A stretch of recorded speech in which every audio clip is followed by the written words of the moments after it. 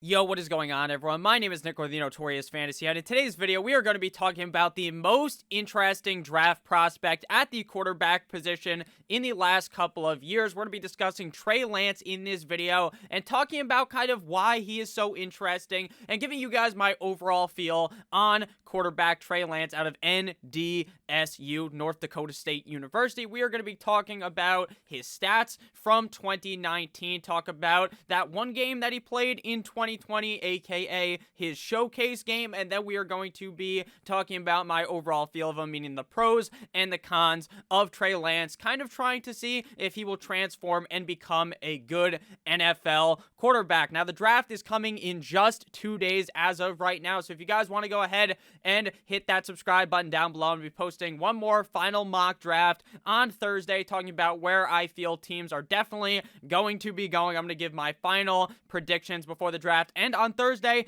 at night, there will be an NFL draft live stream with me and my friend All Day Pigskin on YouTube. We're going to be talking about every single pick in the draft, and if you subscribe, there will also be videos for every single pick, which is just cut out from the live stream while it is going on. So if you're not someone who wants to sit in a live stream for a long amount of time, or you can't make the live stream, you can at least watch afterwards and see how I feel about the player that your team picked. So, without further ado, let's get into it. Now, with Trey Lance, it is very, very interesting to look at him because he really only has played one full year of college, which is going to be one of his cons that I'm going to talk about later. So first, we're going to be discussing his stats from 2019, and then we're going to be talking about his showcase game in 2020 because the season for the league that he plays in the FCS got moved all the way to the spring. They're playing right now. Obviously, Trey Lance is not going to risk getting hurt, so they played one game for him earlier on in the fall when all the other D1 teams were playing. So 2019, his redshirt freshman year, his technical sophomore year, according to sportsreference.com, the man played in 16 games, had 192 completions on 287 attempts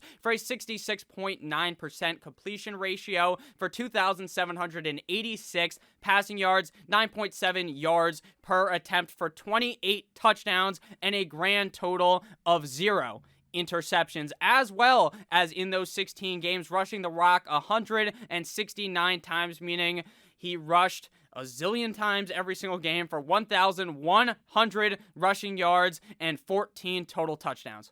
Ranking 5th in the NCAA for passing yards per attempt, ranking 4th in the NCAA for passing efficiency rating, touchdowns responsible for 42, 6th highest in the NCAA, 3rd highest adjusted passing yards per attempt in the NCAA, and 3rd in total yards per play in the NCAA. So you can say that this guy certainly lit a fire under the ass of the NCAA when he's balling out in kind of a division that no one's really watching. No one's really watching this, but everyone's watching for Trey Lance. You have to go ahead and turn the TV on when you see a guy rush for like 100 yards every single game. Not actually, obviously less than that, but he's rushing for a bunch every single game. He's throwing 28 touchdowns and 0 INTs. That is just something you do not see at all. It's like the other team just stood no match for him, and we're going to be talking about that a little bit later. Does that affect his draft stock, or are people kind of just talking about that as a talking point as to hate him, when in reality, you don't necessarily need that, in my opinion, but we will talk about that a little bit later. So, what happened this year in 2020 when Trey Lance played that one game? Lance played in one total game in 2020, throwing the ball 30 times for 15 completions, 50% completion ratio, obviously, 149 yards, 2 touchdowns, and 1 INT with a 107.1 quarterback rating in 2020, or 2019, his quarterback rating in that year that I was talking about, where he blew up 180.6. So, does that hurt Trey Lance? No, but it's kind of funny that he even ended up playing because he could have finished his whole collegiate career throwing 0 INTs, but of course he throws one in that game up against Eastern Washington, where ultimately the Bisons bent them over a table 42-20. So, now we're going to just go ahead and break down what the fuck these stats mean about Trey Lance. Does this mean that he's being overvalued, or that he's being undervalued, or that it's just about there in the middle? Now, in my opinion, the fact that he plays in the FCS should not really matter at all, because people are going to say, oh, you got to go ahead and count that against him. But you don't really have to, because Zach Wilson was playing at BYU. And he is unanimously locked in as the number 2 pick of the draft. Now, obviously, that doesn't mean that he's the second best quarterback in the draft, but the Jets believe he is, as they are going to likely draft him on Thursday at number 2. And he is playing up against scrubs as well. So Trey Lance is also doing the same things, but Trey Lance is smacking them around, throwing 0 interceptions. So I don't really understand how you can really use that as a con, but it is what it is. I think that Trey Lance is going to be very dangerous at the NFL for a couple of reasons. We're going to talk about his pros here. This guy has unbelievable rushing abilities, which obviously you should have known by the fact that he rushed for 1,100 rushing yards last year, which is just insane. But that is one of the key parts of his game. This is due to his very quick feet movement and very strong abilities to read the blocks in front of him. He's not just going to be one of those guys that runs out there and he's like one of those college highlight tapes where he just jukes the fuck out of everyone.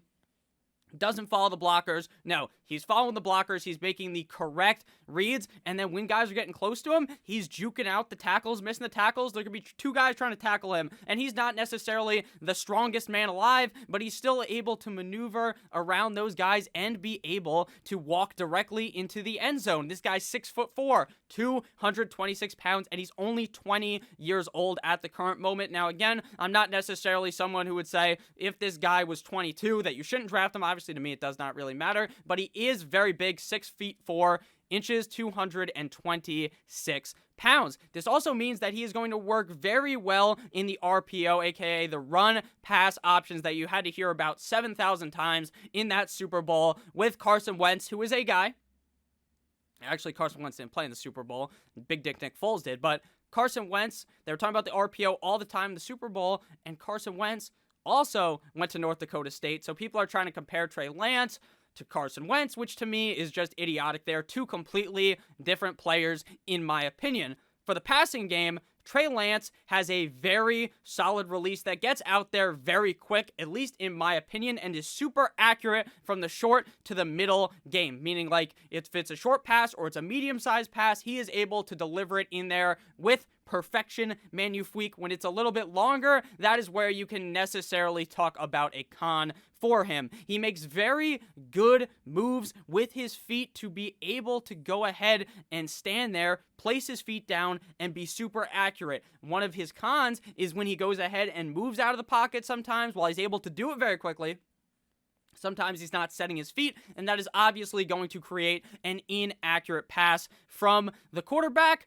And like I talked about earlier, people really are talking about this guy's strong arm as a negative, as he's not super accurate. But we've seen another guy with a strong arm. Now, I'm not saying that he is Josh Allen, right? He's not. But Josh Allen has pretty strong rushing abilities, is very big, and is able to maneuver out of the pocket and throw these deep bombs. Now, his freshman and sophomore year in the NFL, year 1 and 2, the guy was not very accurate on these deep balls. You could tell that this guy was just slinging for the fucking fences. He was throwing up these bombs.